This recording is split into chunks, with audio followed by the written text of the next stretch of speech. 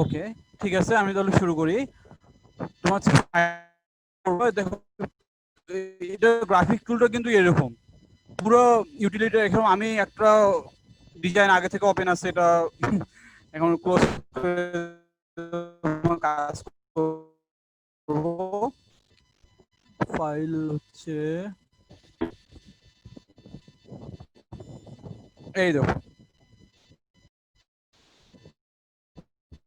কোথায় তুমি ফাইলের নেম কি হবে কাজ করার সময় তুমি সবসময় মাথায় রাখবা যে ফোল্ডারের নেমে মাঝখানে কোনো স্পেস থাকতে পারবে না। যে তুমি যে ফোল্ডারে রাখতে চাও সব পুরো ফোল্ডারটাকে ইদার একসাথে রাখবা অথবা মাঝখানে আন্ডারস্কোর দিবা। আন্ডারস্কোর না দিলে কিন্তু প্রবলেম হবে। এখানে যেমন ধরো যে আমি এই থার্ড সেকশনের মধ্যে জাইনিস প্রজেক্ট এখানে রাখছি, ওয়ার্কিং ডিরেক্টরির মধ্যে মাঝখানে কোনো কোনো যেন তোমার ফোল্ডারের মাঝখানে নেমের মাঝখানে কোনো যেন স্পেস না থাকে, তুমি আন্ডারস্কোর দিতে পারো। এরপর এই ফোল্ডারে একটা নাম দিবা, সেটা হচ্ছে আমি বড় যেটা টপ লেভেল মডিউল আছে সেটা নাম দেই বিসিডি কাউন্টার 4 ডিজিট দিয়ে। দেখো এরপর আমি যা যেটা লোকেশন রাখবো সেটা আমার ওয়ার্কিং ডিরেক্টরি। আর এই টপ লেভেল সোর্স টাইপ এটা এইচডিএল করে নিবা। এখানে যে স্ক্যামেটিক আছে, ইডিএফ অনেক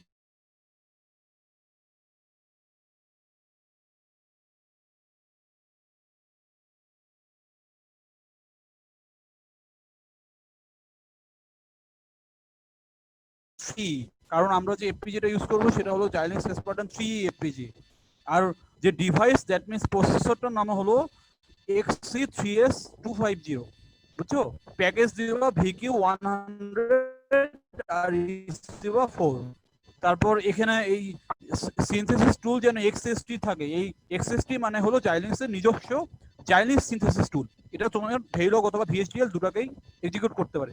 সিমুলেটর হিসেবে আমি ইউজ করতেছি আইসিম। এটাও জাইলিংসের বিল্ডিং, সবকিছু এখানে বিল্ডিং। এখানে কিন্তু আলাদাভাবে মডেল সিম তোমার ইউজ করা লাগে না। এটা একটা অনেক বড় সুবিধা। ভেইলগ ভেইলগ ভিএইচডিএল আছে, বুঝছো? এই জিনিসটা তুমি সবসময় সেট করবে, এটা খুব ভালোভাবে দেখে নাও। আইসি মানে হলো ইকারাস সিমুলেটর, এটা একটা ভেইলগ সিমুলেটর জাইলিংসের সরি মডেল সিমের মতো ফাংশনাল এবং গেট লেভেল দুটোই সে অ্যানালাইসিস করতে পারে। ভিএইচডিএল সোর্স অ্যানালিসিস স্ট্যান্ডার্ড এটা চিন্তা করতে হবে না।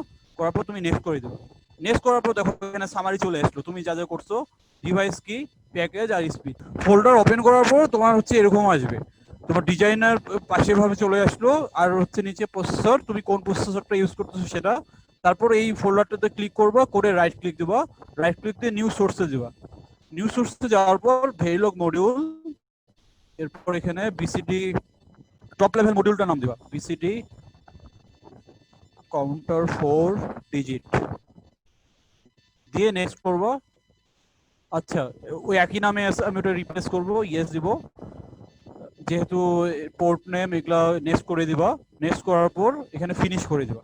ফিনিশ দিলে দেখো আমার ওই একটা ব্ল্যাঙ্ক একটা মডিউল ডিজাইন মডিউল চলে আসলো, এবং অনেক কিছু কাজ কিন্তু সে তোমার জন্য অনেক কিছু আগে থেকেই করে দিচ্ছে। টাইম স্কেল লেখা আছে, আমার ডিজাইন মডিউলে টাইম স্কেল দেওয়ার কোনো দরকার নাই, এটা শুধুমাত্র বেঞ্চে লাগবে। তারপর তুমি কবে ক্রিয়েট করছো, মডিউল নেম, প্রজেক্টের নাম কি, কি ডিভাইস, দেখো সব কিন্তু কমেন্ট করা আছে। ডাবল স্ল্যাশ চিহ্ন মানে কমেন্ট, এটা তো তোমরা জানো ফেইলগে এরকম। বাই ডিফল্ট আমার যে কোডটা আছে এখানে আমি কোডটা রাখবো না, আমি আমার নিজের কোড একটু আগে যেটা করছি সেটা এখন এখানে আনবো। বড় মডিউল তোমাদের এর আগেও দেখাইছি, ওটা কোয়ার্টাসে যেটা করছিলাম আর কি, ওই বিসিডি কাউন্টারের যে টপ লেভেল মডিউলটা সেই কোডটা এখানে পেস্ট করলো। এই হয়ে গেল, দিয়ে আমি এটা সেভ করব। বুঝছো? সেভ করলে দেখো একটা গ্রিন চিহ্ন চলে আসে। তোমার এই জিনিসটা সবসময় বুঝতে হবে, দেখো ট্রায়াঙ্গেলের মতো একটা চিহ্ন আসছে, মানে দুইটা ব্লক নিচে, দুইটা ব্লক উপরে একটা। এটা দিয়ে বোঝায় যে এই মডিউলটা হলো আমার টপ লেভেল মডিউল। এটাকে কিন্তু তুমি চেঞ্জ করতে পারো, আমি একটু পরেই তো দেখাচ্ছি তোমাদেরকে। এখানে আবার ফেইলগ মডিউল নতুন আবার ক্রিয়েট করতে হবে এই বিসিডি কাউন্টার 0-র জন্য। আবার একইভাবে ওটার উপর ক্লিক করবা, করে রাইট ক্লিক দেবা, দিয়ে নিউ সোর্সে যাবা। নিউ সোর্সে যাওয়ার পর আর একটা নতুন ফেইলগ মডিউল, এটার নাম হলো BCD counter. BCD counter next দিলাম, এরপর যা আছে ওটা ফিনিশ করলো। এর আবার একটা মডিউল ক্রিয়েট হয়ে গেল। আমি সবগুলোর দরকার নাই, আগের যেটা ছিল সেই কোডটা আমি এখানে নিয়ে আসি, সেই সিঙ্গেল এলিমেন্টের কোডটা। এই যে সিঙ্গেল এলিমেন্টের কোডটা দেখছো, এখন এটা সেভ দিব, সেভ দিলে বিসিডি কাউন্টার নামে সেভ হয়ে গেল। বুঝছো? এখন দেখো যে এইটা তো আমি যদি এক্সপ্যান্ড করি, এক্সপ্যান্ড করলে দেখো আমি এখানে 4টা ডিজাইন মডিউল ছিল তাই না, বিসিডি কাউন্টার ইউনিট 0 এর জন্য, 1 জন্য, 2 এর জন্য, 3 জন্য, সবগুলোকে কি আমি বিসিডি কাউন্টার থেকেই, বিসিডি কাউন্টার থেকেই ওগুলা বেসিক্যালি ইনস্ট্যান্স, এই জন্য এটা দেখাইছে ফার্স্ট ইনস্ট্যান্স নেম, তারপর তোমার ওই ইনস্ট্যান্স নেমটা কোন ফাইলের সাথে লিঙ্কড, দ্যাট মিনস কোন ডিজাইনটার সাথে তোমার ওই ইনস্ট্যান্স নেমটা লিঙ্ক আছে। দেখছো খুব সুন্দর একদম বোঝা যাচ্ছে। এখানে হলো উপরে যেটা আছে সেটা হলো তোমার টপ লেভেল, আর এগুলো নিচে যেগুলো সেগুলো হলো বটম। এখানে দেখো একটা হায়ারার্কি তোমার চলে আসছে কিন্তু, দেখছো? আমি যদি এইটাকে যদি টপ লেভেল মডিউল করতে চাই, দ্যাট মিনস আমার ছোটরা যদি টপ মডিউল করে, তাহলে আমি এটা সিলেক্ট করলাম, করে রাইট ক্লিক দেবো, রাইট ক্লিক করে এই দেখো এখানে আমি যদি সেট অ্যাজ টপ মডিউল করি, তাহলে ওই মডিউলটা আমার টপ লেভেল হয়ে যাবে। বুঝছো? কিন্তু আমি যেহেতু এখানে করতে যাচ্ছি না, এই জন্য দরকার নাই। এভাবে তুমি যে কোনো মডিউলকে তুমি টপ লেভেল করতে পারো, আবার পরবর্তীতে আগের মতো অবস্থায় নিয়ে যেতে পারো। বুঝছো? দেখলা এই দুইটা কোড কিন্তু আগের মতোই। এরপর হচ্ছে এখানে আরেকটা পোর্শন আছে, সেটা হলো যে তোমার এই সাইডে একটা জিনিস আছে, এটা হলো ডিজাইন সামারি রিপোর্ট। এইটাই বেসিক্যালি আমাদের অ্যানালাইসিস করার জিনিস। আমরা এটা এরপরে দেখবো, আগে এটা সিনথেসিস করি। সিনথেসিস করার জন্য কি করতে হবে দেখো, এই যে ডিজাইনটা আমরা করলাম সেটা আমরা সিলেক্ট করব। করার পর দেখো এখানে অনেকগুলো অপশন চলে আসলো। ফার্স্টে কি আছে? সিনথেসাইজ, তারপর implement design, generate programming file. বুঝছো? আমি আগে কি করব, এই জিনিসটার জন্য এখন আরেকটা আমার ফাইল লাগবে, সেটা কি? FPGA configuration file. অল্টের মতো, অল্টের এফপিজিএ গুলোর মতো তোমার এই এফপিজিএ তেও পিন অ্যাসাইনমেন্ট করতে হবে। এই পিন অ্যাসাইনমেন্টটা করার জন্য এখানে একটা স্পেশাল ফাইল লাগে, সেটাকে বলা হয় ইউজার কনস্ট্রেন্ট ফাইল, সিএফ।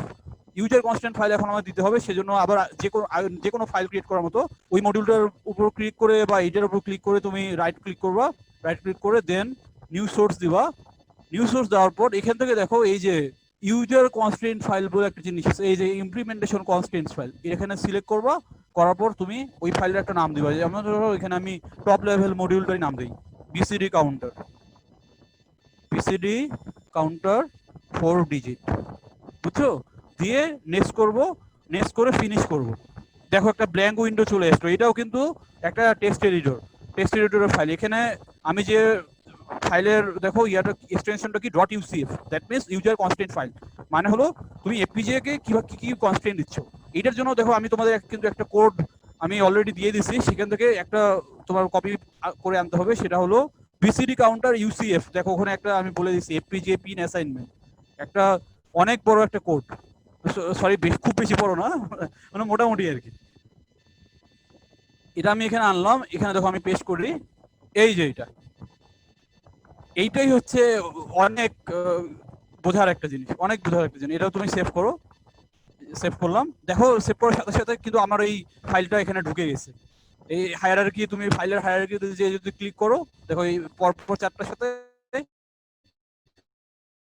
এইটাও আমার যে আমি টপ লেভেল মডিউলটার জন্য ইমপ্লিমেন্ট করতেছি, ওটার সাথে দেখো লিঙ্ক হয়ে গেছে। দেখছো?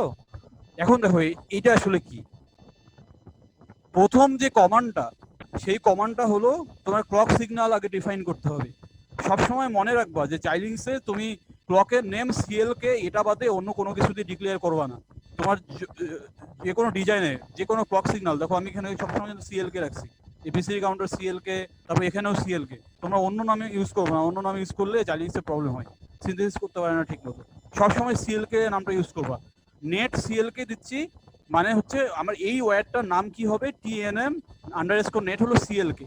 এটা হলো একটা সিনট্যাক্স, এই ল্যাঙ্গুয়েজ ক্লক ডেফিনেশন একটা ল্যাঙ্গুয়েজ। এভাবে এভাবে সবসময় তোমার এটা লিখতে হবে। ফার্স্টে হচ্ছে তুমি ক্লকের নেটটার নাম দিবা, আর টিএনএম নেট দিয়ে তারপর আবার নামটা রিপিট করবা। তার পরবর্তীতে আছে টাইম স্পেসিফিকেশন, মানে হলো তোমার এই ক্লক সিগন্যালটা পিরিয়ড কত হবে, এবার এটা ডিফাইন করতেছি। দেখো এটার সিনট্যাক্সটা কি, টাইম স্পেক, তারপর TS underscore clock, TS underscore, তারপর এরপরে এই যে সিএল কে লেখা, দেখছো স্মল সিএল কে, এখানেও স্মল সিএল কে, এখানে যেটা নাম দিবা সেই নামটা তোমার এখানে ইউজ করতে হবে। এই জন্য আমি বলি যে সবসময় ক্লকের নাম অলওয়েজ সিএল কে দেখো, সিএল ও সি কে এগুলা ইউজ করবো না।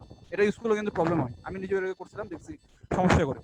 তারপর এই টাইম স্পেসিফিকেশন দিয়ে আমি কি বলতেছি যে আমি ক্লক পিরিয়ডটা ডিফাইন করব।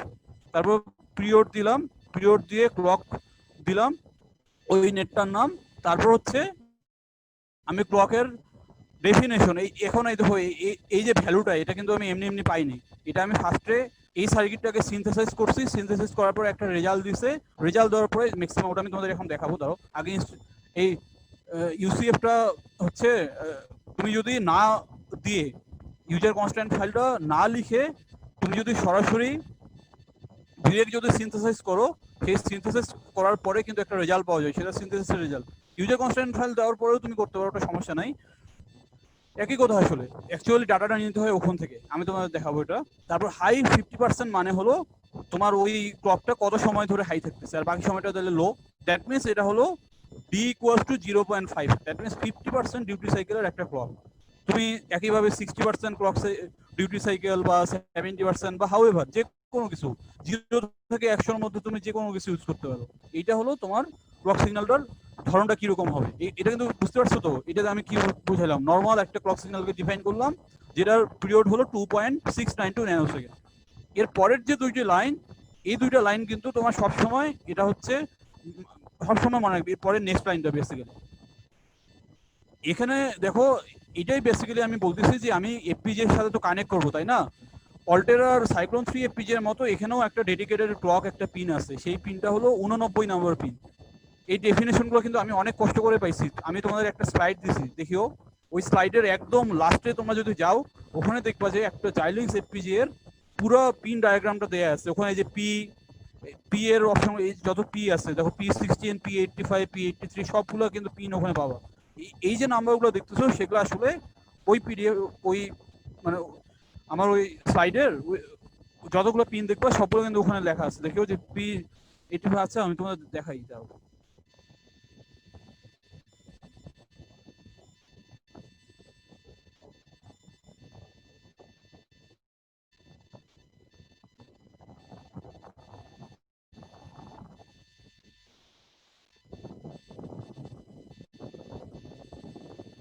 আচ্ছা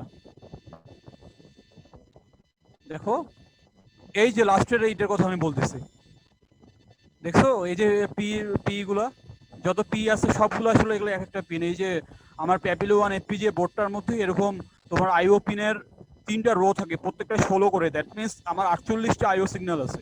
তুমি এই প্যাপিলো সিগন্যালে সর্বোচ্চ 48টা পিন তুমি চালাতে পারবে। হাইয়েস্ট ম্যাক্সিমাম ক্যাপাবল পিন হলো 48টা, আর বাকিগুলো তোমরা দেখতেই পাচ্ছ সব ভিসিসি গ্রাউন্ড করা। 5 ভোল্টের পাওয়ার সাপ্লাই আছে, 3.3 পাওয়ার ভোল্ট আছে, গ্রাউন্ড আছে। এখান থেকে তুমি এভরিথিং তুমি ওয়ারিং কানেকশন করতে পারো। যেমন ধরো এই দেখো 5 ভোল্ট তো এখানে দেওয়াই আছে।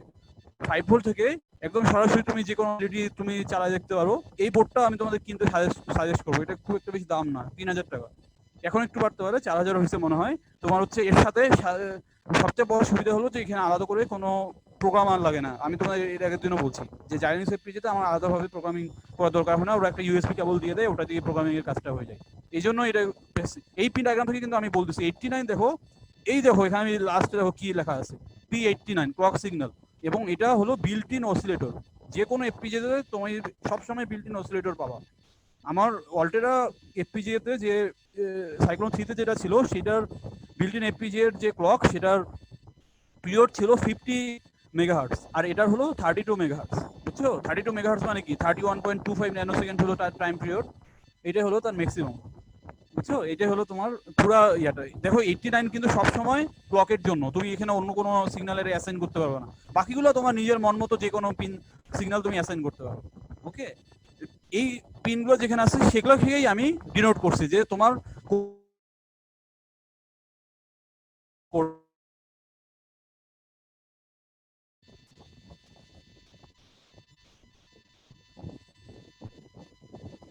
ইউসেফে চলে যায়। এই যে ইউসেফ দেখছো, এই যে ক্লক হচ্ছে 89 অর পুল আপ দাও। পুল আপ মানে হলো এটা সবসময় এই লাইনটা তোমরা অলওয়েজ দেখবা। অর পুল আপ মানে হচ্ছে পুল আপ একটা রেজিস্টার দিয়ে আছে। দ্যাট মিনস এটা সব নর্মালি 1 এর সাথে সবসময় অর হতে থাকবে আর কি। বুঝছো, আর পুল ডাউন দিলে 0-এর সাথে অর হয়। এই কনসেপ্টটা তুমি অলওয়েজ যে কোনো ক্লক ডেফিনেশনের সময় তুমি সবসময় এটা ইউজ করবে, এটা কোনো চেঞ্জ নাই। তারপরে দেখো আবার অর দিয়ে কি দিচ্ছি, ক্লক ডেডিকেটেড রাউট। তোমার পিজিআর মধ্যে প্রতিটা ক্লক সিগন্যালের জন্য আলাদাভাবে রাউটিং করতে হয়, কারণ একটা ক্লক কিন্তু মাল্টিপল ডিভাইসকে ড্রাইভ করতে পারে, তোমরা তো জানো। যে একটা মনে করো যে অনেকগুলা সিকোয়েন্সিয়াল ব্লক আছে, সবগুলো আমার একটা কমন ক্লক সাপ্লাই দিচ্ছে। সেক্ষেত্রে কি আমার কোনো কারণে সিগন্যাল ডিগ্রেড হইতেই পারে, এটার জন্য স্পেশাল ভাবে রাউটিং করতে হয়। এই রাউটিংটা করার জন্য কিন্তু এই লাইনটা লেখা। এই লাইনটা তোমরা সবসময় যে কোনো ক্লকের জন্য মাথায় রাখবে, এটা আর এই যে উপরের এই তিনটা লাইন, বুঝছো? এই তিনটা লাইন মানে ক্লক ডেফিনেশন পুরোপুরি ওকে, একদম ডেফিনেশন হয়ে গেল। তারপর রিসেট পিনটা আমি কি দিছি, P25 এ। লোক হলো কোন লোকেশনে, দ্যাট মিনস এফপিজিএ লোকেশন। আর নেট হলো তুমি নেট বেসিক্যালি যে ওয়্যারের মতোই ইনপুট আউটপুট পিনগুলো। এই নেটের পর তুমি যে কমান্ডটা দিবা সেই দেখো ডাবল কোটের মধ্যে দিতে হয় একটা স্ট্রিং ক্যারেক্টার। এই স্ট্রিং এর মধ্যে তুমি হচ্ছে ওই ইনপুট আর আউটপুট তোমার ডিজাইনে যেগুলো যেগুলো ছিল তোমার টপ লেভেল মডিউল, সবসময় কিন্তু মাথায় রাখবো যে আমরা সবসময় টপ লেভেল মডিউল নিয়ে কাজ করতেছি। ওখানে দেখো কি ছিল, ক্লক, রিসেট আর 16টা পিন। দেখো এখানে কিন্তু তাই হয়েছে। ওইটার সাথে কোন কোন আমার এফপিজিএতে কি কি পিন কানেক্টেড ওই নামগুলো আমি বলে দিছি। ওই ফিগারটাও কিন্তু আমি তোমাদের দিয়েছি, ওই ফিগারটা আমি অনেক কষ্ট করে বের করছি। এটা তোমার অনেক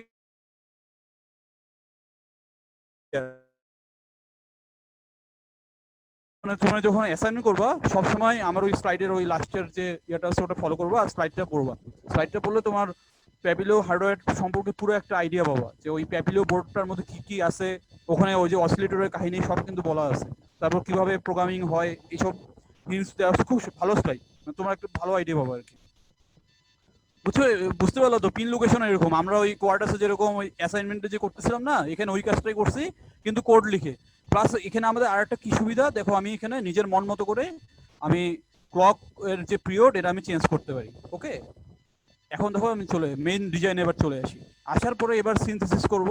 সিনথেসিস টুলটার নাম কি, এক্সএসটি জাইলিংস সিনথেসিস টুল। এখানে সিলেক্ট করে আমি রাইট ক্লিক দেবো, রাইট ক্লিক দিয়ে রান দেবো। রান দিলে দেখো এখানে বিশাল একটা অনেক কাজ হবে। এই যে সিনথেসিস প্রসেসটা চালু হয়ে গেছে। একটু সময় লাগে কিন্তু, কারণ এই বড় সফটওয়্যার তো, আর অনেক অপটিমাইজেশন কাজ চলে, এই জন্য একটু একটু করে হয়। দেখো এইচডিএল কম্পাইল করে ফেলছে, আমরা সব কিছু ওকে, কোনো ভুল নাই করে। তারপর দেখো অ্যাক্টিভ এইচডিএল আর কি করছে, তারপর ওটাকে আবার অ্যানালাইসিস করছে, একদম লোয়ার লেভেলে গেছে। তারপর হচ্ছে এইচডিএল অ্যানালাইসিস করছে, কোনো এরর নাই। দেখো is correct for synthesis, that means আমার কোডটা সিনথেসিসেবল। তোমার কোনো কোড যদি এরকম আনসিনথেসিসেবল কোড তুমি যদি লেখো তাহলে তখন কিন্তু সিনথেসিস করা যাবে না। তারপর দেখো সব কিছু হওয়ার পরে এইচডিএল সিনথেসিস হয়েছে, অনেক রিপোর্ট হয়েছে। এই রিপোর্টটা কিন্তু অনেক ইম্পর্টেন্ট। তুমি দেখো একদম নর্মাল ইংলিশ, এটা এটা তোমার পুরোটা পড়বা, পড়লে অনেক আইডিয়া পাবা। তারপর দেখো একটি এইচডিএল অ্যানালাইসিস করছে, কয়টা কাউন্টার লাগছে, রেজিস্টার কি কি ছিল, এভাবে সব লো লেভেল সিনথেসিস হয়েছে, পার্টিশন রিপোর্ট করছে, ফাইনাল রিপোর্ট। এইটা অনেক ইম্পর্টেন্ট। এই যে লাস্টে, এই দেখো এই লাস্টে টাইমিং সামারি চলে আসছে, এইটা হলো আমাদের মেইন কনসার্ন। দেখো এখানে আমাদের কি বলতেছে, মিনিমাম পিরিয়ড এই দেখো 2.6929। দেখছো আমি কিন্তু এইটাই অ্যাপ্লাই করছি। তুমি হচ্ছে ফার্স্টে ইউজার কনস্ট্রেন্ট না লিখে সরাসরি ইউসিএফ না দিয়ে সরাসরি সিনথেসিস করে এখানে আগে দেখবা যে তোমার ডিজাইনের ম্যাক্সিমাম অপারেটেবল ফ্রিকোয়েন্সি কত আর ওটা টাইম। এইটার ইনভার্স কিন্তু এইটা, বুঝতেই পারতেছো। 371.471 মেগাহার্টজ আমার ডিজাইনকে সর্বোচ্চ আমি এই ফ্রিকোয়েন্সিতে চালাতে পারি। কিন্তু এটার চেয়ে যদি ফ্রিকোয়েন্সি বেশি হয় তাহলে কিন্তু টাইমিং ভ্যালুয়েশন হয়ে যাবে, দ্যাট মিনস মেটা স্টেবল স্টেটে চলে যাবে আমার ডিজাইন, আলটিমেটলি কাজ করবে না। বুঝতে পারছো?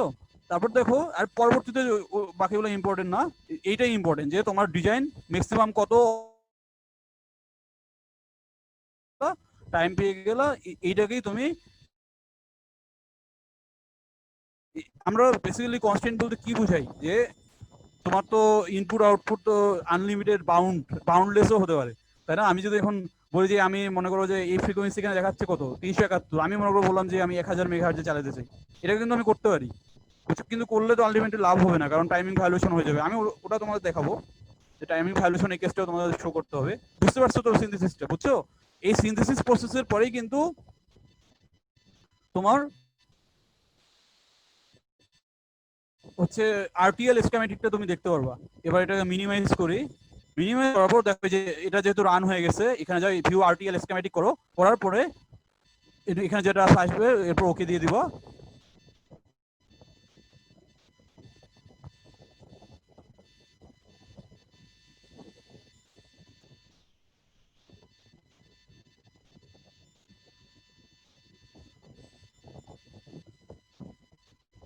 আচ্ছা তোমরা কি এটা দেখতে পাচ্ছ আরটিএল স্কিমেটিকটা?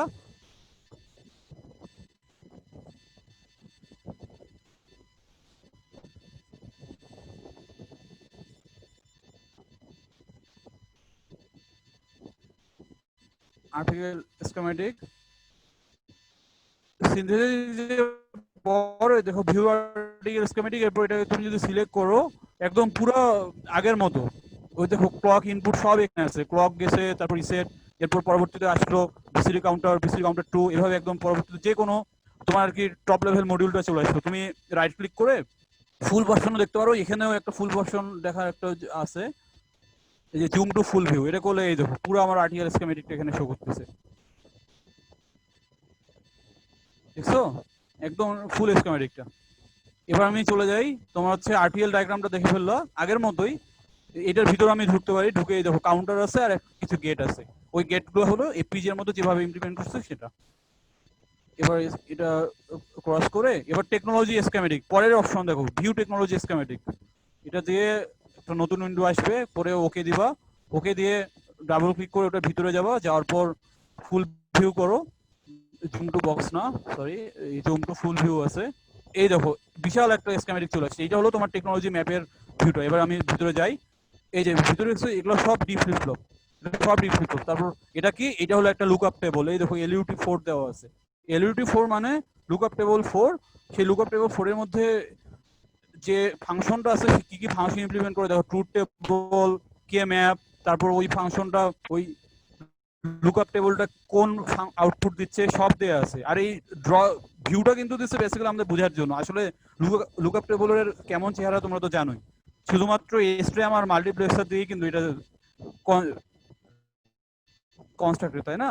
এটা দিয়ে ওকে দাও, দেখো এটা কি লুকআপ টেবল 3, এলইউটি 3 মানে 3 input lookup table, truth table আছে, কে ম্যাপ আছে, তারপর লজিক ফাংশনটা, বুঝছো এরকম কিন্তু অনেক লুকআপ টেবল আছে, প্রত্যেকটা লুকআপ টেবল, যে এলইউটি 3 এটা কি, এটা এটা আর একটা 4 ইনপুট লুকআপ টেবল, বুঝতে পারছো তো? এটাই হলো আমাদের টেকনোলজি ম্যাপ যে সার্কিটটা।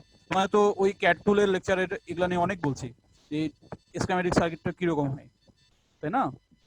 এরপর দেখো এটা কাজ করার পর তুমি লাস্টের অপশন দেখো চেক সিনট্যাক্স, এটা করতে পারো, না না করলেও অসুবিধা নাই, এটা আলটিমেটলি হয়ে যায়। এটা বেসিক্যালি তোমার পুরো একদম পুরোপুরি কমপ্লিট, কোনো হচ্ছে সিনট্যাক্স এরর নেই, এটা এখানে শো করলো।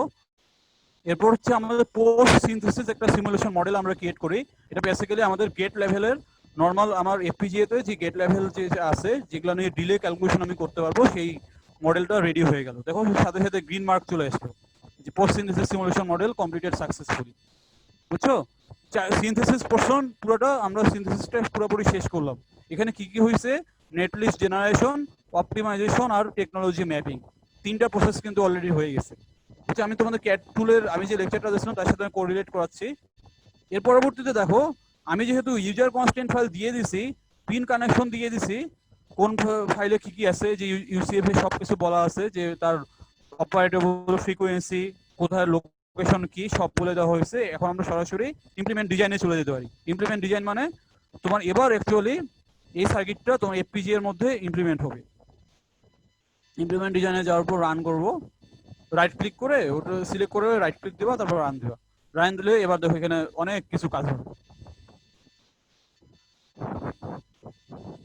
যে এনজিডি বিল্ডার, এনজিডি হচ্ছে তোমার ডিজাইন ফাইলটা, গেট লেভেল নেটলিস্ট হওয়ার পরে যে টেকনোলজি ম্যাপ যে ভিউ ফাইল আসে সেটা হলো এখানে, দেখো কি কি হয়েছে, ইউসিএফ কে সে অ্যানালাইসিস করছে, তারপর হচ্ছে এটা নিচে অ্যানোট করছে, কনস্ট্যান্ট কনস্ট্যান্ট ফাইল না দিলে কিন্তু সে আরবিট্রারি যে কোনো একটা তার মন মতো ন্যূনতম যে কোনো পিন দিয়ে দেয়, কিন্তু আমি যেহেতু এখানে আরবিট্রারি আর কি পিন অ্যাসাইন করে, বুঝছো? এটা কোয়াডাসে একই কাজ করে। তুমি যদি ম্যানুয়ালি না বলে দাও যে কোন পিনের সাথে কোন পিন কানেক্টেড, তাহলে এফপিজিএ যে কোনো পিনকে সে অ্যাসাইন করতে পারে। ক্লক পিনটা ঠিক রাখে, কিন্তু অন্য পিনগুলো আরবিট্রারি, তুমি আর কি বুঝতে পারবে না যে কোন পিনে কি কাজ হচ্ছে, এই জন্যই তোমাকে আলাদাভাবে ম্যানুয়ালি পিন অ্যাসাইন করতে হয়। দেখো এখানে কিন্তু অলরেডি অনেক কাজ হয়ে গেছে। এনজি ডি বিল্ডারটা হলো সে গেট লেভেল নেটলিস্টে চেক করা, এখানে দেখো একটা ডিজাইন, এই যে ম্যাপ ম্যাপ প্রসেস চালু হয়েছে, লুকআপ টেবল প্রত্যেকটা আমার এফপিজি তে ইমপ্লিমেন্ট করতেছে একটু একটু করে, দেখছো? ম্যাপিং ম্যাপিং শেষ হয়েছে, তারপর প্লেস অ্যান্ড রাউট, ওই যে আমি তোমাদের যে বলছিলাম না ফিজিক্যাল ডিজাইনে আমাদের তিনটা কি কি স্টেপ, ফার্স্টে হচ্ছে ম্যাপ করতে হয়, তারপর প্লেস অ্যান্ড রাউট, আর লাস্টে কি একদম টাইমিং অ্যানালাইসিস। আস্তে আস্তে আমরা যাই, দেখো এখানে পুরো হচ্ছে এখানে রাউটিং অ্যানালাইসিস, স্টেপে স্টেপে কিন্তু রাউটিং হয়।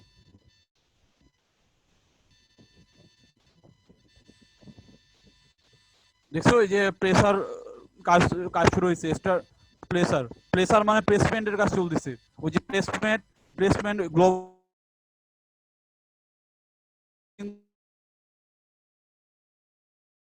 চলতেছে, যে চেকসাম কিন্তু বারবার চেঞ্জ হয়ে যাচ্ছে।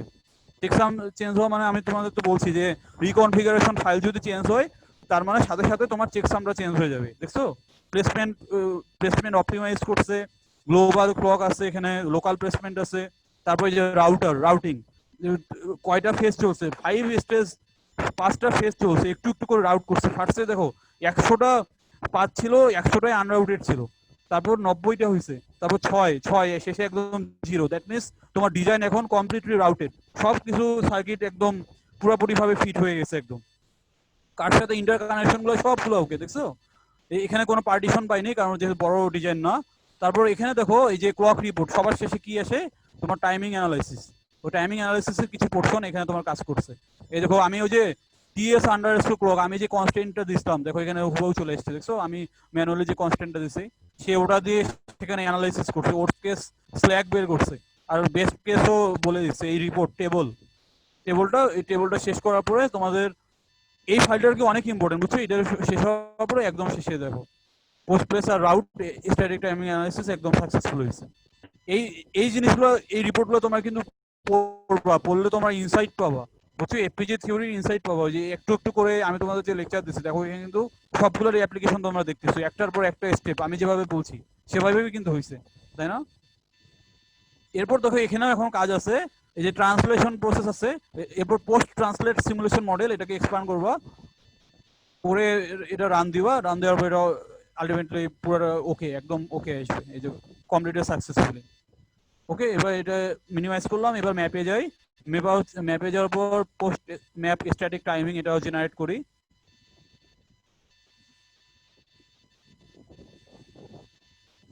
তারপর হচ্ছে পোস্ট ম্যাপ সিমুলেশন মডেল, এটাও রেডি করে রেখে দেই। এগুলো কিন্তু বেসিক্যালি এক একটা গেট লেভেল নেট লিস্ট, বুঝছো, প্রত্যেক গেট লেভেল নেট লিস্ট, এবং এই নেট লিস্টগুলো তোমরা দেখতে পারবা, ম্যানুয়ালি দেখতে পারবা যে এটা কি কি আছে। সব দেখবে যে খালি লুকআপ টেবল আর বিশাল বড় একটা ভেরিলগ ফাইল। আমি তোমাদের এটা শো করতেছি। ম্যাপ হয়ে গেছে, প্লেস অ্যান্ড রাউটে যাও।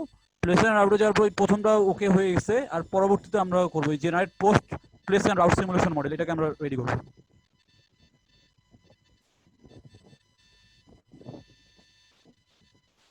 বুঝছো। এটা হয়ে যাওয়ার পরে তোমার হচ্ছে এখানে একটা জিনিস আছে, জেনারেট টেক্সট পাওয়ার রিপোর্ট, এখানে আমরা একটু পরে আসবো। কারণ কি, পাওয়ার অ্যানালিসিস করার জন্য আমার ভিসিডি ফাইল জেনারেট করতে হয় আমাকে এখন। আমার নেক্সট কাজ হলো ভিসিডি ফাইল জেনারেট করা, আর সেই সাথে সাথে আমি কি করব, টাইমিং সিমুলেশনটাও দেখে ফেলবো। এবার আমি তোমাদের দেখাচ্ছি, বুঝতে পারছো।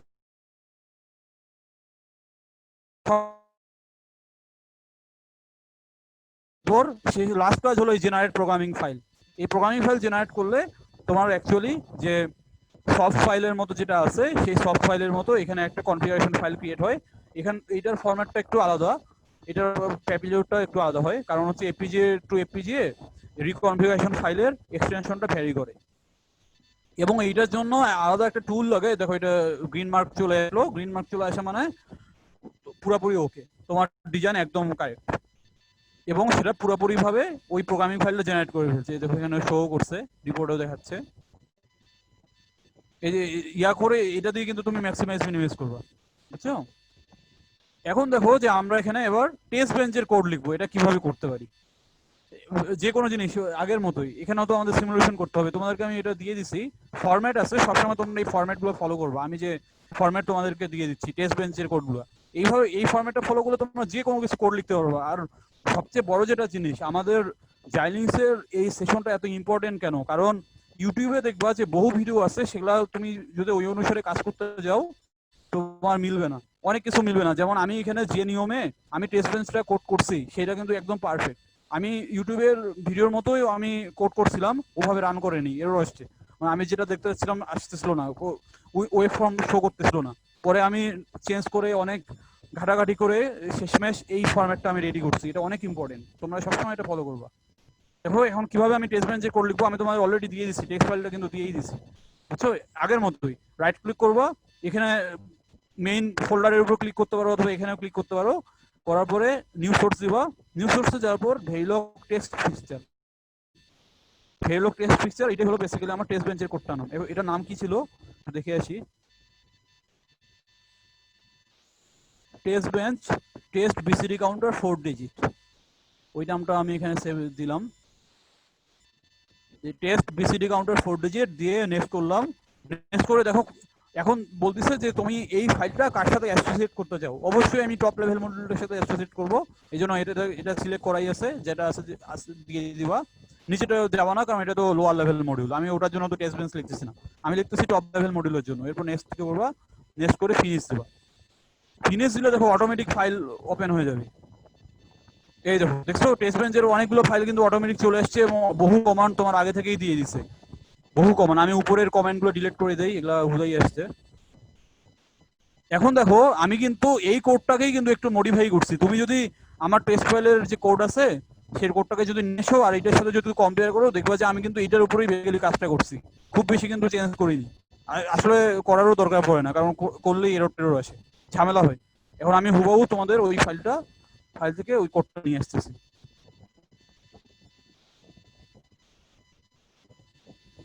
এই যে টেস্ট বেঞ্চ কোড আছে, এই যে এই কোডটা তো ওই যে আমার যে টেস্ট বেঞ্চ কোড নামে যে কোডটা লেখা ছিল, যে দুইবার দিয়ে এটাকে আমি সেভ করব। দেখো এটার আলটিমেটলি কিন্তু টেস্ট বেঞ্চ কোড দেখো সবগুলো কিন্তু সিমিলার, তুমি যেখানে লেখো।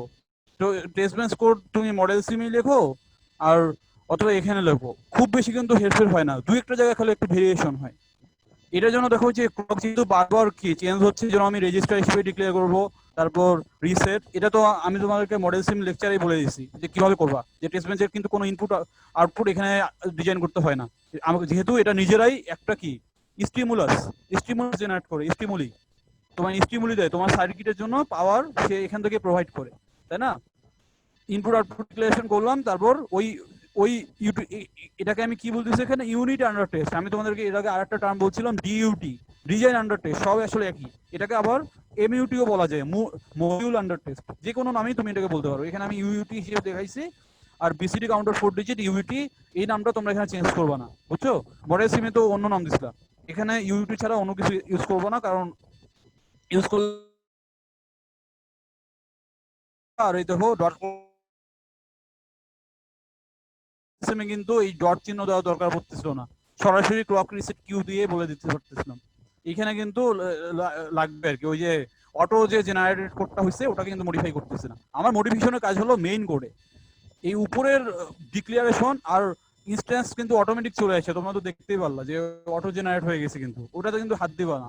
এর পরের যে লাইনটা লিখবা এইটাই হলো এই যে ভিসিডি ফাইল জেনারেট করতেছে ম্যানুয়ালি। দেখছো এখানে আমি কি করছি, ইনিশিয়াল বিগিন এন্ড দিছি। এই মডিউলটা শুধুমাত্র একবার এক্সিকিউট হয় কোডটা কম্পাইল হওয়ার সময়, পরবর্তীতে কিন্তু আর হয় না। এটার মধ্যে কি লেখা আছে, dollar dump file VCD counter 4 digit dot VCD, এটা হলো যে তুমি ভিসিডি ফাইলটা কোন নেমে সেভ করতে যাচ্ছ। সব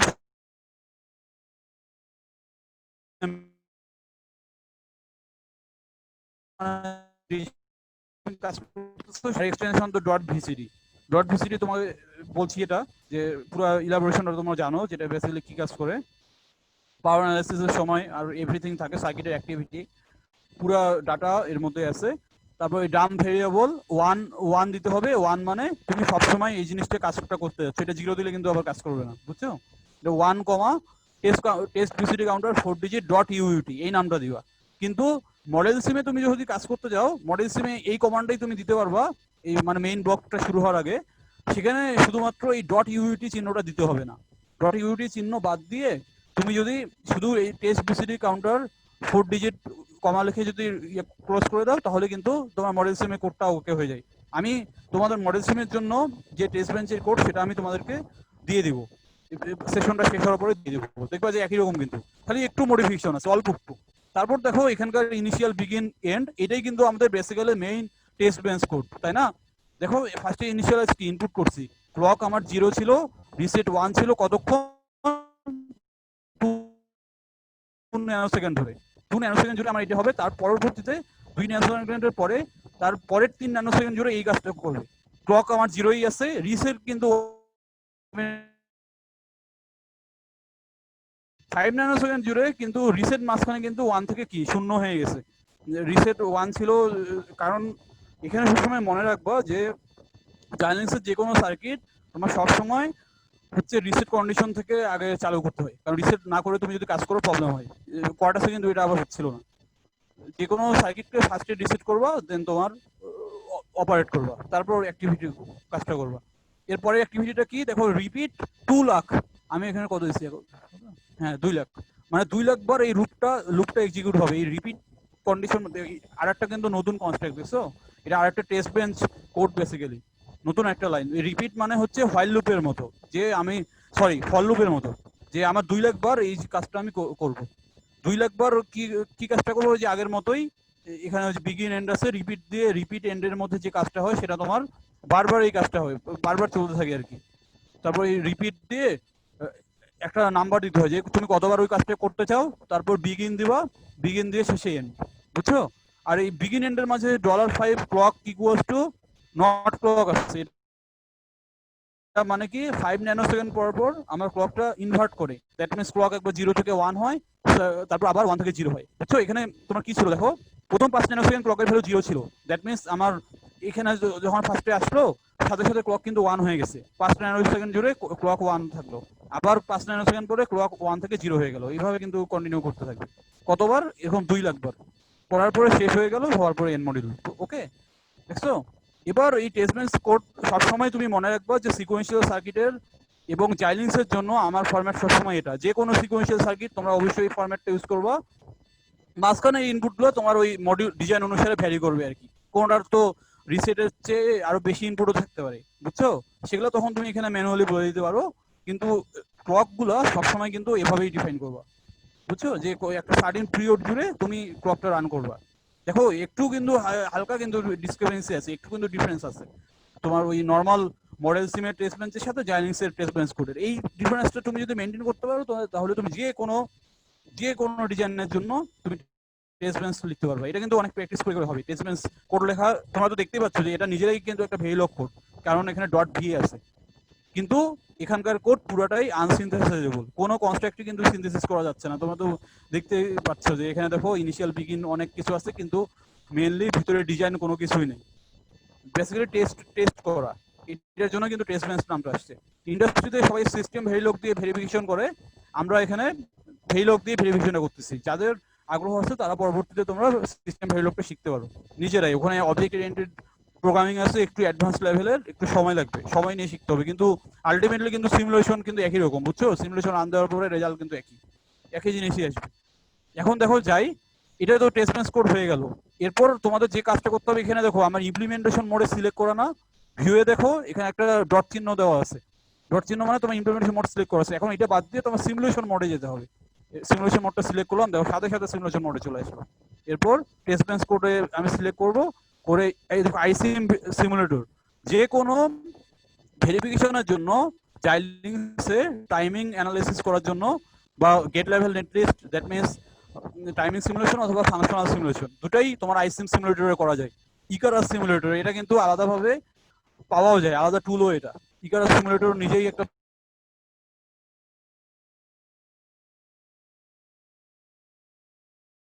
নামেও একটা ইকারাস ভেরিলগ বলে ওটাকে, ওটাও আলাদা একটা টুল ভেরিলগ কোড করার। এখন দেখো এটা চেক করে আমি যদি এক্সপ্যান্ড করি, তাহলে বিহেভিয়ারাল চেক সিনট্যাক্স আগে এটা দিব, এটা হয়ে গেল। এখন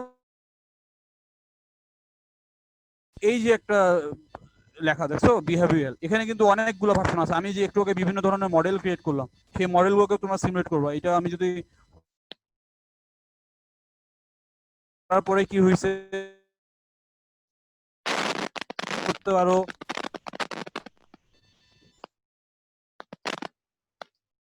এটার উপর বিভিন্ন ফেজ, তাই না? ফার্স্টে পোস্ট ট্রান্সলেট, তারপর পোস্ট ম্যাপ,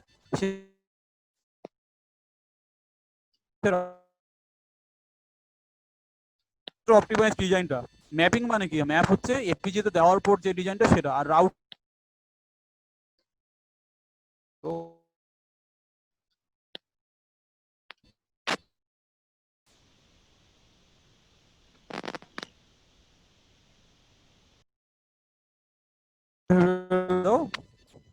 মডেল দিয়ে দেখো একদম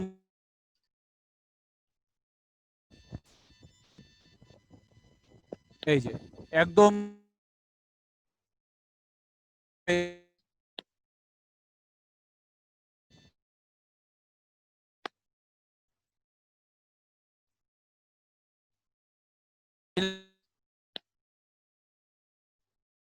সেটার জন্য আবার টু ফুল যে একদম কতবার করছে। এখন এখানে আমি আস্তে আস্তে এবার জুম ইন করবো, জুম ইন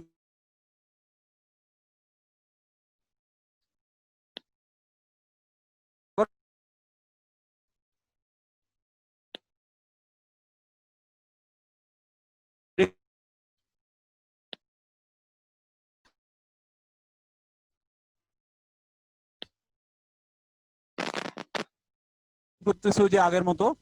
এই যে ফার্স্টে দেখো রিসেট ছিল 2 ন্যানো সেকেন্ড জুড়ে, তারপর হচ্ছে 2 ন্যানো সেকেন্ড পরে রিসেট 1 থেকে 0 হয়ে গেছে, সার্কিটে নর্মাল অপারেশন। তারপর ক্লক সিগন্যাল আসলো, এক একটা করে ক্লক সিগন্যাল হচ্ছে আর কাউন্ট হচ্ছে একটা একটা করে, যে 4 ডিজিট, বুঝতেই তো পারতেছো বিসিডি কাউন্টার যেহেতু।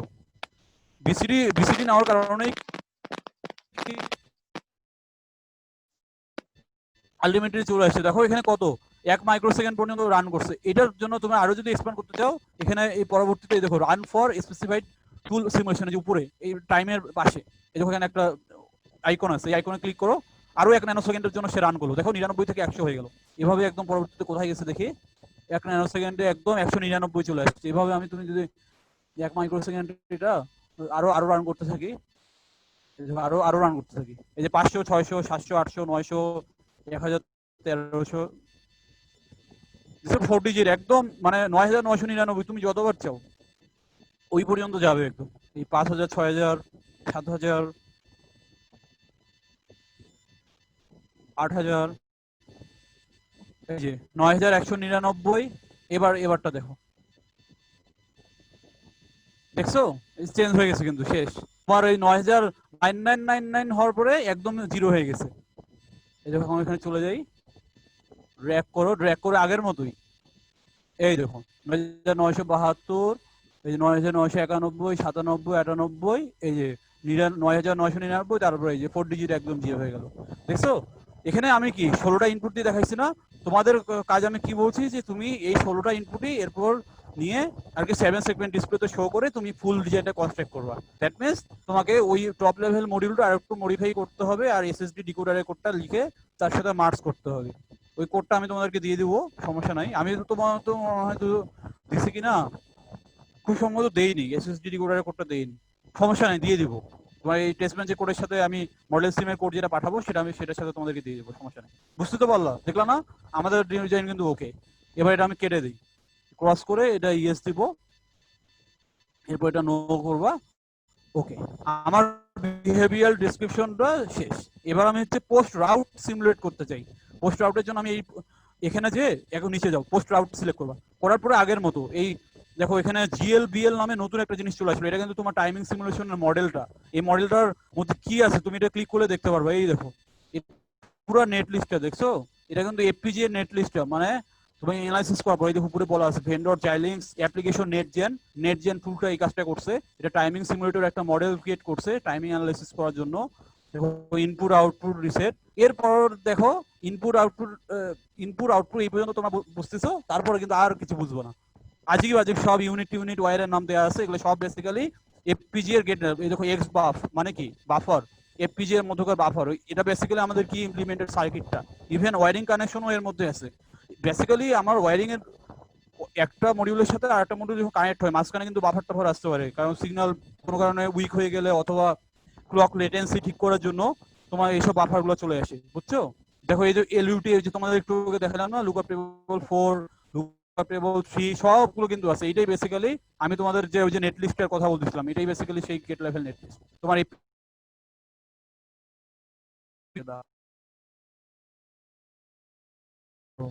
এই এক্সএফএফ হলো এক্স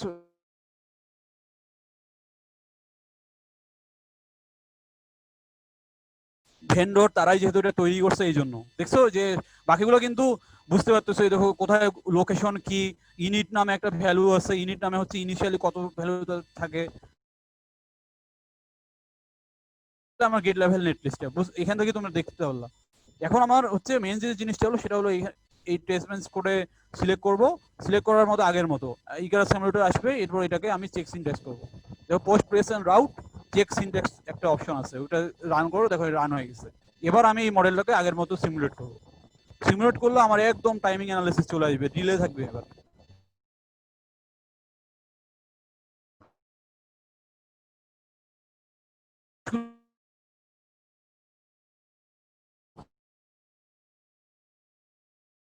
হয়ে যাবে পুরো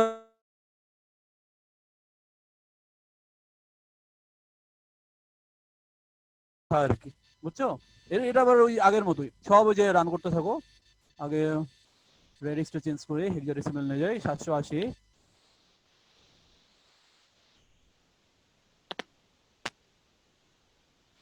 283, আবার চেঞ্জ হয়ে গেছে। বুঝতে পারছো? আমি ফুল ফুল ভিউ করি এবার, এখানে দেখে দেখছো। এবার এবার একটা বড় ভালো একটা জিনিস দেখো। এই দেখো আমার 8487 আর 8488, এই দুইটা এটা পাশাপাশি থাকা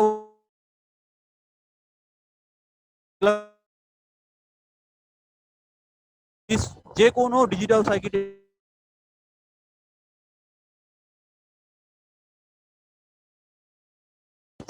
সেগুলো তো সব ট্রানজিস্টর দিয়ে তৈরি, তাই না? ওয়ারিং আছে, গ্লিচ আছে। এই গ্লিচটা হলো হুটহাট করে যে কোনো সিগন্যাল, মানে এটা বেসিক্যালি আনস্টেবল স্টেট। তোমার এই 8487 মাঝে 8400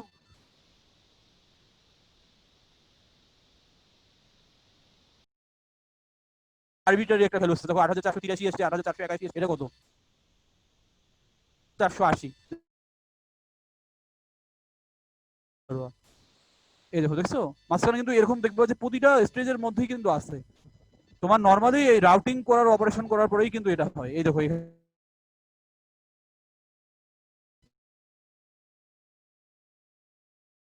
এখানে আমাদের সমস্যা হচ্ছে না, কারণ আমরা পুরোপুরি টাইমিং অ্যানালিসিসটা ঠিক মতোই করছি, টাইমিং সিমুলেশন নাই। ওকে, এটা আমার টাইমিং সিমুলেশনটা ওকে হয়ে গেল।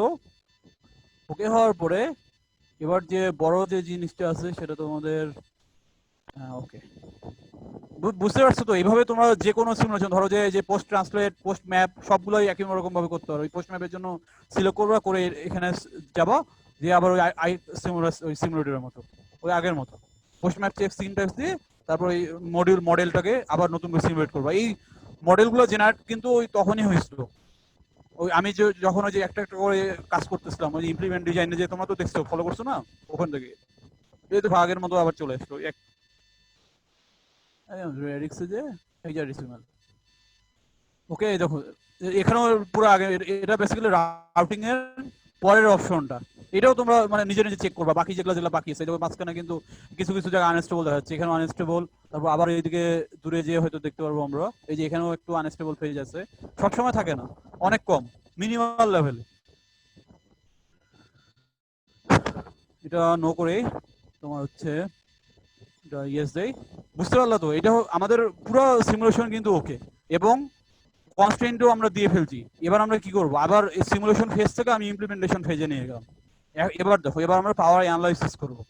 আমি কিন্তু ভিসিডি ফাইল অলরেডি জেনারেট করে ফেলছি। তোমরা যদি ফোল্ডারের মধ্যে যাও, তোমাদের ডিজাইন ফোল্ডারে যেখানে সেভ করা আছে, যে চেক করলে দেখতে পারবা যে আলটিমেট পুরো ভিসিডি ফাইলটা ওখানে লেখা আছে, ওখান থেকে বুঝতে পারবা তোমরা। বুঝছো? এখন আমি কি করব, ইমপ্লিমেন্ট ডিজাইনে যাব, যে প্লেস এন্ড রাউট যাব, প্লেস এন্ড রাউট এক্সপ্যান্ড করার পরে এই যে জেনারেট টেক্সট পাওয়ার রিপোর্ট, এটাতে আমি ডাবল ক্লিক করব। ডাবল ক্লিক করার পর তোমায় দেখো টুল কিন্তু চলতেছে পাওয়ার অ্যানালিসিস করার জন্য। এখানে যে টুলটা আমরা ইউজ করি সেটা হলো জাইলিংস পাওয়ার অ্যানালাইজার, এক্স পাওয়ার অ্যানালাইজার। পাওয়ার প্লে অ্যানালাইজার টুল কিন্তু ছিল ওটার মতো। দেখো আমাদের কিন্তু টেক্সট পাওয়ার রিপোর্ট অলরেডি কমপ্লিটেড সাকসেসফুলি, বুঝছো? হয়ে গেছে, ও রিপোর্ট করে ফেলছে। এখন আমরা রিপোর্টগুলো একটা একটা করে দেখবো। তোমার হচ্ছে আরেকভাবে করা যায়, টুলে যে এই দেখো এক্সপোর্ট অ্যানালাইজার এখানেও সিলেক্ট করা যায়। এটা সিলেক্ট করলে তোমরা এখানে একদম পুরো একটা গুই দেখতে পারবা, গুই আসবে যে এক্সপোর্ট অ্যানালাইজার লঞ্চ সাকসেসফুল আসবে। এই যে চলে আসছে অন করে, যেহেতু আমি ইউজার কল দিয়ে দিছি সাথে সাথেই কিন্তু আমার আলটিমেটলি সিমুলেশন শুরু হয়ে গেছে। অনেকগুলো সিমুলেশন হচ্ছে, তবে একদম হয়ে শেষে একদম গেছে। খুব একটা বেশি প্রবলেম নাই, কয়টা মাত্র ওয়ার্নিং, মাত্র 2টা ওয়ার্নিং, এগুলো কোনো প্রবলেম না। ওয়ানলি 2টা ওয়ার্নিং। এবং এই দেখো একটা ডাটা দেখছো, এইটাই হলো তোমার এফপিজিএ তে কত পাওয়ার সেটা আনতেছে। এখানে দেখো 0.071 ওয়াট পাওয়ার, এই পাওয়ারটা কনজিউম করতেছে। সবসময় মাথায় রাখবা, power analysis FPGA two FPGA vary করে, কারণ টেকনোলজির কারণে। এখন জাইলিংস এর এফপিজিএ তে যে ইমপ্লিমেন্টেশন আছে, যে ফিচার্সে যে ট্রানজিস্টর ইউজ করছে, সেটা কিন্তু তোমার অল্টেরায় পাবা না। আবার অল্টেরায় ভার্সনের মধ্যেও কিন্তু ভ্যারি করে। দ্যাট মিনস অল্টেরা সাইক্লোন 2 কিন্তু একটা টেকনোলজিতে তৈরি, আর সাইক্লোন 3 কিন্তু আবার আরেকটা টেকনোলজিতে। দুইটার মাঝে কিন্তু ফিচার সাইজে ট্রানজিস্টরের পার্থক্য আছে, এই কারণে কিন্তু পাওয়ার চেঞ্জ হয়ে যায়। এই জন্য ফার্স্টে তোমাদের যে কোনো একটা স্পেসিফাইড, যখন ডিজাইন নিয়ে কাজ করবা, যে কোনো স্পেসিফাইডে যাবা, স্পেসিফাইড একটা এফপিজিএ সিলেক্ট করবা, সেইটার মধ্যে তুমি 2টা মডেল এইভাবে আমি যত করে বুঝতে পারবো। তোমরা তো বুঝতে পারতেছো যে আমাদের কমন গ্রাউন্ড আগে সেট করতে হবে। এই কমন গ্রাউন্ডটা হলো এখানে একটা ফিক্সড এফপিজিএ সিলেক্ট করা। এফপিজিএ ভ্যারি করলে কিন্তু পাওয়ার অ্যানালাইসিস ভ্যারি হয়। একটু আগে তো তোমার দেখলা যে ওখানেও কিন্তু আসলে দেখো যে খুব একটা কিন্তু হেরফের হয়নি। এর আগেরটাতে আমাদের কত ওই 67 বা 68 এরকম মিলিওয়াট ছিল, তাই না? এখন এইটা তুমি যদি 0.071 মিলিওয়াট করো, ওয়াট তো এটাকে তুমি যদি মিলিওয়াটে কনভার্ট করো, কত আসে দেখো, 71 মিলিওয়াট আসবে, তাই না? 0.071,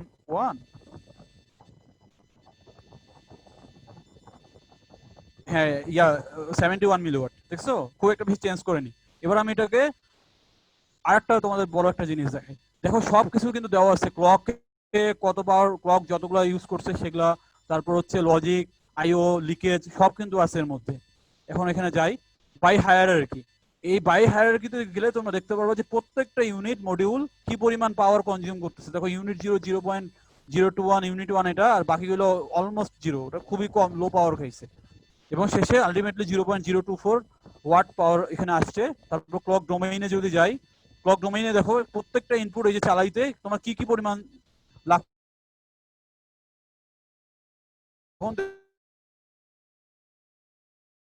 বুঝাই এই টেবলটা। এটা কিন্তু অনেক ইম্পর্টেন্ট।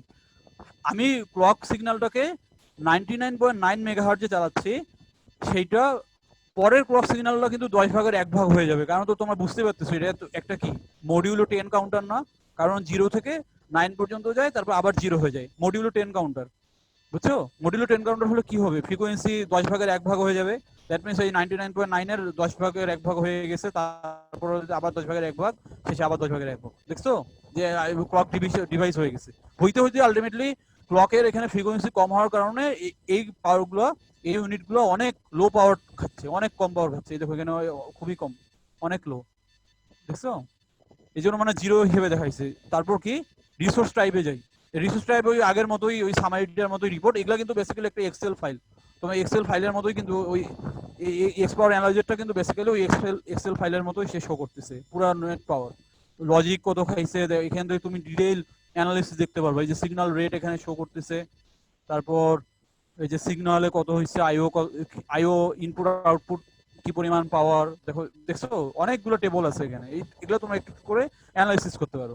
এখন দেখো আর কি করা যায়। আমি কিন্তু ওই যে বুঝতে পারতেছো তো তোমরা এবার কত, আমি তো হাইয়েস্ট ফ্রিকোয়েন্সিতে চালাইছি। তোমরা এবার এর চেয়ে একটু কম ফ্রিকোয়েন্সি দিয়ে তোমরা এটা নিজেরা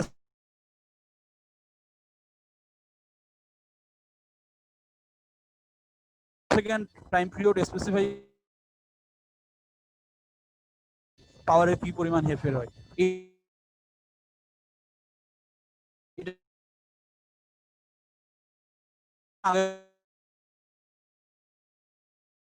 সিলেক্ট করে তোমার এখানে দেখায়।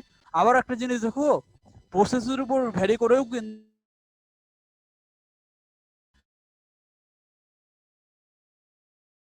ইন্ডাস্ট্রিয়াল গ্রেডে মনে করো নিয়ে গেলাম, তখন কিন্তু একটু হাই ফ্রিকোয়েন্সি চলে আসে, হাই টেম্পারেচার চলে আসে। একইভাবে অ্যাম্বিয়েন্ট টেম্পারেচারও কিন্তু আমরা চেঞ্জ করতে পারি। আচ্ছা, এটা আমি কমার্শিয়ালি রাখলাম, কমার্শিয়াল রেখে এবার টেম্পারেচারটা আমি চেঞ্জ করে দিলাম। ধরো যে এবার আমার ডিজাইনটা 25 ডিগ্রি জায়গায় 55 ডিগ্রি সেলসিয়াসে চলবে।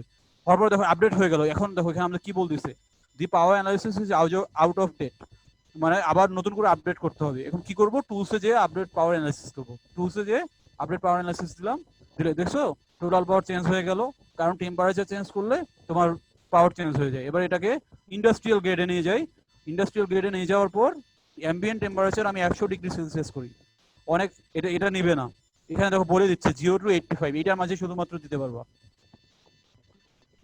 আচ্ছা, হাইয়েস্টটাই দিই, 85 ডিগ্রি টেম্পারেচার দিয়ে তোমার আগের মতো টুলসে যে আপডেট পাওয়ার অ্যানালাইসিস করো।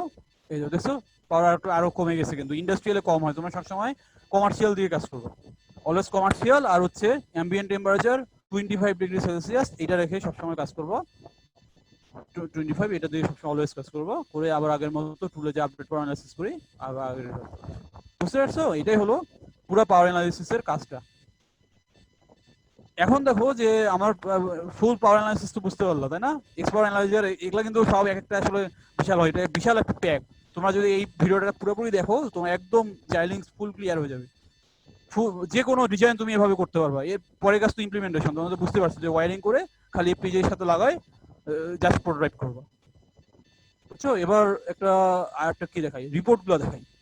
এই দেখো এখানে যাবা, সামেশনের মতো একটা চিহ্ন আছে, এটা মানে হলো ডিজাইন সামারি। এটাতে তুমি যদি সিলেক্ট করো, এই দেখো এই উইন্ডো, এটা কিন্তু ডিজাইন অটোমেটিক। আমি বাকিগুলো কেটে দিচ্ছি, খালি একটা ডিজাইন টপ লেভেল মডেলটা রাখি, ডিজাইন সামারি। এই ডিজাইন সামারির মধ্যে তুমি যে কোনো ডিজাইনের পারবা। দেখো এখানে আমার টাইমিং কনস্ট্যান্ট কিন্তু একটা ফেল করছে। কি করছে দেখি, এই যে স্ল্যাক নেগেটিভ আসছে। স্ল্যাক নেগেটিভ আসার কারণটা কি, আমি একদম মানে 2.692 যে ন্যানো সেকেন্ড দিচ্ছিলাম ওইটাই এক্স্যাক্টলি ইউজ করছিলাম। এটা হচ্ছে একটু বেশি দিতে হবে। আচ্ছা, করি, আবার যাই। বেশি কিছু করতে হবে না, তোমার হচ্ছে ইমপ্লিমেন্টেশনে যে খালি ইউসিএফটাকে চেঞ্জ করবো। 2.6297 জায়গায় আমি তোমাদের কত বলছিলাম, 3 ন্যানো সেকেন্ড। 3 ন্যানো সেকেন্ড দিয়ে সেভ করবো। সেভ করলে করার পরে কিন্তু তোমার আবার আগের মতো আবার নতুন করে রিকম্পাইল করতে হবে। দেখছো যে সবগুলো ইয়ে হয়ে গেছে। এবার আবার রিরান অল দিয়ে দিবা। রিরান অল দিলে তোমার সব বেসিক স্টেপগুলো আগের মতো করে কাজ করবে। ওই পার্টিকুলার কিছু কিছু ওগুলো করতে হবে। এখন দেখো আমি উইন্ডোটা বড় করে দিই, একটার পর একটা স্টেপ কাজ হবে। সব এই যে ফার্স্টে সিনথেসিস হবে, তারপর ম্যাপিং হবে। খালি প্রোগ্রামিংটা পরবর্তীতে নিজে ম্যানুয়ালি করতে হয়। এই দেখো এখানে হয়ে গেছে। এই যে এখানে সিনথেসিস টুলের এটা সবসময় দেখাচ্ছে, এটাই তো দেখাবে। এটা যেহেতু সবচেয়ে মিনিমাল, কিন্তু আমরা 3 দিছি। এরপর এখানে সিলেক্ট করে আবার রিরান অল দিব।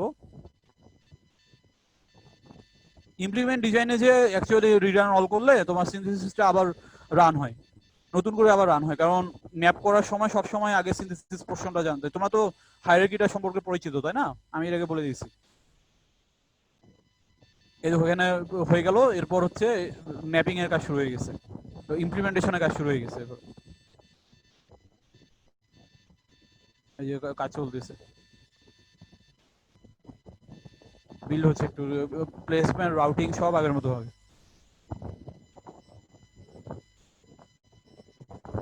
এটার পরে পাওয়ার অ্যানালিসিসটা আর এখন আমি দেখাবো না, পাওয়ার অ্যানালিসিসটা তোমরা নিজেরাই করে ফেলবা। একইভাবে ওই টেস্ট বেঞ্চের কোড যেটা আছে ওটা তো চেঞ্জ করতে হবে না, ওটা তো সমস্যা নাই।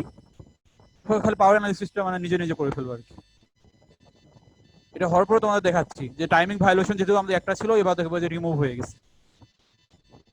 কারণ হচ্ছে কি, আমরা টাইম পিরিয়ড বড় করা মানে আমাদের আলটিমেটলি ফ্রিকোয়েন্সিটা কমে যাচ্ছে। তো সব এই যে প্লেসমেন্ট এন্ড রাউট ডাউন হয়ে গেছে, সব কিছু ওকে, জেনারেটর সাকসেসফুল। আর একটা স্ট্যাটিক টাইমিং শুরু হয়েছে। স্ট্যাটিক টাইমিং অ্যানালাইসিস মানে হচ্ছে তোমার একদম সব ম্যাপিং করার পরেও কিন্তু অপটিমাইজেশনের কাজ হয়। সেই অপটিমাইজেশন শেষ হওয়ার পরে আলটিমেটলি পুরো একদম স্টেডিটা একদম চলে আসে, হয়ে গেছে, শেষ হয়ে গেছে। এবার হচ্ছে জেনারেট প্রোগ্রামিং ফাইল করবা।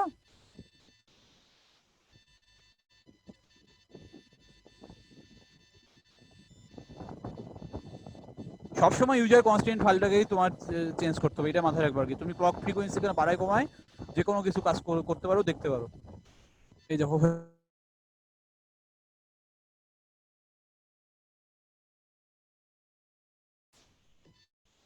যেগুলো আর কি এরকম অরেঞ্জ চিহ্ন দেখা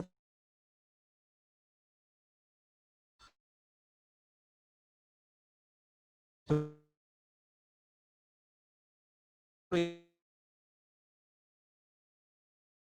যে এগুলা ছিল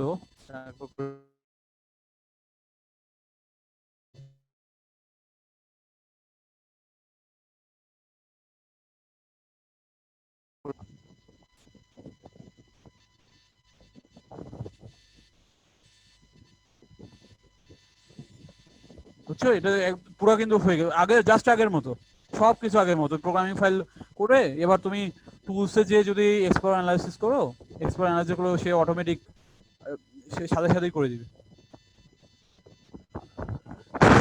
এই যে পাওয়ার অ্যানালাইসিস টু রান হয়ে গেল, এই দেখো, দেখছো? এখন হচ্ছে তুমি ওই আগের মতো জাস্ট করে, খুব যেহেতু আমি চেঞ্জ করিনি এই জন্য খুব একটা বেশি হেরফের হচ্ছে না। টেম্পারেচারগুলো চেঞ্জ করে করে তোমরা পাওয়ার ভেরিফাই করতে পারো। পোস্ট করে দেই। আর একটা যেটা, এবার আমি এখানে যাই,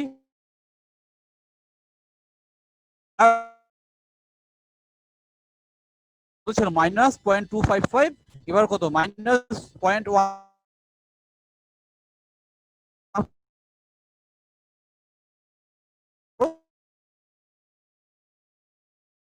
টাইমিং কনস্ট্যান্ট মাথায় রাখতে হবে। এটা যদি তোমাদের ফিল আপ না হয়, এখানে দেখো আমাদের পুরো ক্যালকুলেশন, আমি যদি সিলেক্ট করার পর এখানে ভিতরে যাই, পুরো জিনিসটা আমাদের দেখাবে যে সেট আপ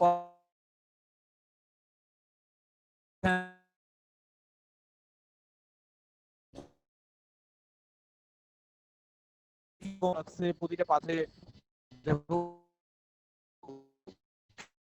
কি কি মডিউল আছে, স্পাইস, এফপিজি এর ভিতরে সার্কিটগুলো। ওকে, তারপরে যে হোল পাথও এরকম আছে দেখো, কিন্তু এই যে এখানে আমি একটা লিমিট, এই যে স্ল্যাক -0.192 এবং স্ল্যাকের ক্যালকুলেশনটা তোমরা তো জানো, required time minus arrival time. এখানে কিন্তু ওই ক্যালকুলেশন কিভাবে হয়েছে সব শো করতেছে ডিটেইলস একদম। তোমাকে ম্যানুয়ালি কিছু করতে হচ্ছে না, তোমাদের খালি মাস্ট এনশিওর করতে হবে যে টাইমিং কনস্ট্যান্টটা যেন পুরোপুরি স্যাটিসফাই করে। এটা তোমরা আমি কাজ দিলাম আর কি, এটা তোমরা নিজেরাই করবা। স্ল্যাক এখন এটার চেয়ে আর একটু ইমপ্রুভ করলেই কিন্তু আমার প্লাস স্ল্যাক চলে আসবে, কারণ এটা জিরোর খুবই কাছাকাছি। তোমরা দেখতেই পাচ্ছ -0.192 ন্যানো সেকেন্ড। স্ল্যাকের ভ্যালু কিন্তু সবসময় এখানে ন্যানো সেকেন্ডে। এটা মানে কি, আমাদের বেসিক্যালি সার্কিটটা এখনো মেটা স্টেবল স্টেটে আছে, বুঝছো? এখন অন্য ইয়েগুলোতে যাই, আরো কি কি মডিউল আছে দেখো। ডিজাইন সামারিটা কেটে দেই। এবার ডিজাইন সামারিতে আর কি কি আছে, এই যে সিনথেসিস রিপোর্টে যাও। সিনথেসিস রিপোর্টে গেলে তোমরা ওই একটু যে আগে যে রিপোর্টটা কাজ করলো না, পুরো দেখো ওইটা প্লাস এক্সট্রা আরো কিছু আছে। টাইমিং সামারি এতটুকু হয়েই তো ওটা শেষ হয়ে গেছিল, তাই না? এখন এরপরে দেখো এই ভ্যালুটা 2.692 ন্যানোসেকেন্ড কোথায় আসছে, যেটা সবচেয়ে ওর্স্ট পাথ। এই ওর্স্ট পাথটার ডেসক্রিপশন প্রথমেই আছে। এই যে এইটা, এই পুরো ডেসক্রিপশনটা হলো ওর্স্ট পাথ। দেখো এখানে এই ক্যালকুলেশন করে করাবো কত, 2.692 ন্যানোসেকেন্ড আসছে। আর কি কি কোথা থেকে ইনপুট হয়ে কোথায় আউট হয়েছে দেখো সব শো করতেছে এখানে। ফ্যান আউট মানে তো তোমরা জানো যে হাইয়েস্ট কতগুলো আউটপুট সাপ্লাই করতে পারে এটা। তো এরপরে আর একটা পাথ আছে, এইটার পাথও দেখো একই রকম, 2.692 তারপর এটা দেখো আরো কম। ওই তিনটা কিন্তু সবচেয়ে ব্যাড পাথ, বুঝতে পারতেছি তো? আর এগুলা হচ্ছে আর একটু আপগ্রেডেড, 2.656, এটা কত 4.496। এটা বাদ দিয়ে দিচ্ছে আলটিমেটলি, এটা পরবর্তীতে তোমার থাকে না, এটা অফসেট হয়ে যায় রাউটিং এর সময়। রাউটিং এর সময় তো অপটিমাইজেশন হয়, তোমরা তো জানো। এই যেগুলা পাথে অনেক বেশি এরর থাকে, অনেক বেশি ডিলে হয়, সেগুলো কিন্তু আলটিমেটলি পরে ধাপে ধাপে স্টেপে স্টেপে অপটিমাইজ হয়। আমাদের সিনথেসিস রেজাল্টে অনেক কিছু তোমার না আসবে, কিন্তু প্রথম যে ডিলেটা আসে না, এটাই হলো তোমাদের মেইন জিনিস, তোমাদের মেইন গেট।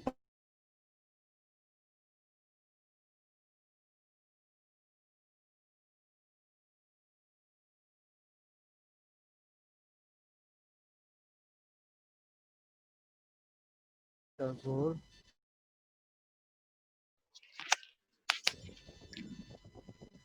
Hello sir. হ্যাঁ, শুনতে পাচ্ছ? হ্যাঁ স্যার, কি বলছেন স্যার? লাস্টে শোনা ও যায়নি, মানে আচ্ছা মাঝে মাঝে আচ্ছা আর কি যে ইয়ে হচ্ছে। আচ্ছা, বুঝতে পারছি, আটকে আটকে যাচ্ছিল তাই না? হুম। এই প্রতিটা রিপোর্ট তোমরা এই সিনথেসিস রেজাল্ট, তারপর আর কি কি ম্যাপ রিপোর্ট, ট্রান্সলেশন রিপোর্ট, এই প্রতিটা রিপোর্ট তোমরা স্টাডি করবে আর কি, প্রতিটা দেখবা। আর ডিলের ক্যালকুলেশনটা তো আমি তোমাদের দেখাইলামই এই সিনথেসিস রিপোর্টে। এটা হচ্ছে একদম প্রথমটা, এই শেষ হওয়ার পরে এই ফার্স্টের যে পার্টটা আছে এইটাই, বুঝছো? এরপরে আরো যাই, এই যে পোস্ট পাওয়ার আর বিটজেন রিপোর্ট, বিটজেন রিপোর্ট হলো তোমার প্রোগ্রামিং ফাইলের রিপোর্টটা, তোমার যত যে ক্লকগুলো যেভাবে প্রোগ্রামিং করো পুরোটাই এখানে আছে। বুঝতে পারলো তো? এই রিপোর্ট সেকশনটা তোমাদের ভালো মতো দেখতে হবে। এখানে এই দেখো প্রতিটা রিপোর্ট দেওয়া আছে, টাইমিং কনস্ট্যান্টে যে একটা ফেল করছে এটা তোমাদের করতে হবে। পাওয়ার রিপোর্টে যাই, একদম একটু আগে যে মডিউলটা তোমরা দেখতো সেই জিনিসটাই এখানে টেক্সট ফাইল হিসেবে আছে। এই যে ডিফল্ট অ্যাক্টিভিটি রেট দেখো আগের মতোই, কিন্তু আমরা ওই কোয়ার্টার্সে যেটা দিচ্ছিলাম 12.5 12.5 যেটা নর্মালি থাকে। তার পরবর্তীতে দেখো যে অন চিপ পাওয়ার কত, লজিক, সিগন্যাল, আইও, এখানে একদম ফুল আর কি রিপোর্টটা পাবা।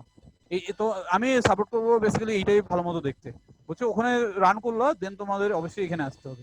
তারপর জাংশন টেম্পারেচার দেখো টোটাল যে কত মিলিওয়াট, 70.96 মিলিওয়াট আমাদের এই পাওয়ারটা খাচ্ছে। আর সাপ্লাই ভোল্টেজ কত দিছি, 2.5 আছে, আর একটা 1.2 আছে। 2.5 মেইন সাপ্লাই। বুঝতে পারছো? এটাই হলো আমাদের পুরো ডিজাইন সামারি। এটাই আর কি। তোমাদের যদি কোনো কোশ্চেন থাকে করতে পারো, যে কোনো কোশ্চেন। তোমরা তো এটা বুঝতে পারলা তো, তাই না? আর একটা কোনো যে কোনো কোশ্চেন তোমরা দেখতে পারো, যে কোনো কোশ্চেন। আমি হচ্ছে আর প্ল্যান হেড, এটা আর এটা খুব একটা লাগবে না। তোমরা এফপিজিএ এডিটরে যেও কিছু একটা ফিগার আছে আর কি, বেসিক্যালি তোমাদের এই ডিজাইনটা কোথায় ইমপ্লিমেন্টেড হচ্ছে। এই টুলসে যে এই এফপিজি এডিটরে যাওয়ার পর তোমরা যদি ক্লিক করো, দেখো এখানে আর একটা টুল রান হয়। এই যে এখানে একটা টুল চলে আসছিল, দেখছো? এটা হলো তোমাদের এই পুরো এফপিজিএটার যে ভিতরে ব্লক ডায়াগ্রাম, এর ভিতরে সার্কিট গুলো দেখো। এখানে Q0 Q1 এই কোথায় কোথায় পিন আছে এখানে কিন্তু শো করতেছে।